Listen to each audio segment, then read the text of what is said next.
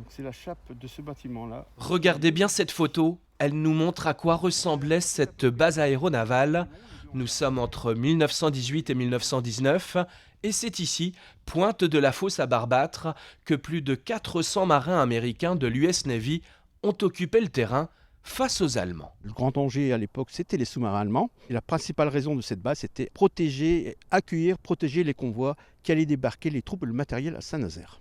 On a derrière moi la cale de mise à l'eau des hydravions qu'on peut voir derrière moi, qui s'appelle toujours la cale des Américains. Les Barbatrins et les Iliens connaissent cette cale comme étant, se nommant cale des Américains, mais sans pouvoir l'attribuer à quelque chose de l'histoire. Et cette histoire encore trop méconnue passionne Michel Moracchini. Sur place, plus d'un siècle après, sur une surface de 15 hectares, on y découvre encore certains vestiges de ce qui fut une base opérationnelle d'hydravions de combat.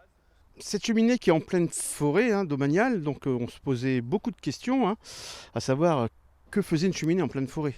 Nous sommes bien d'accord.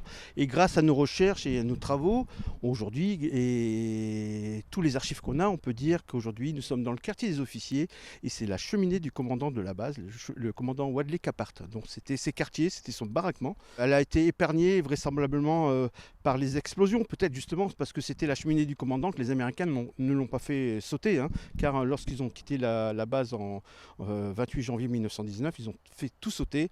Une base aéronavale qui, pour la petite histoire, a vu passer le jeune Franklin Roosevelt avant qu'il ne devienne président des États-Unis. Nous sommes là pour transmettre cette mémoire et donc nous avons une page Facebook RICMB et on parle régulièrement de la base et de plus en plus les gens ici sur l'île se réattribuent leur histoire. Il y a encore des personnes natives de l'île de Noirmoutier qui ne sont pas du tout au courant. Lors de visites, ils viennent faire des visites, ils me disent j'ai 80 ans, je n'étais même pas au courant qu'il y avait des Américains ici. Cette base militaire sur l'île de Noirmoutier témoigne de l'affluence des États-Unis lors de ce conflit de la Première Guerre mondiale.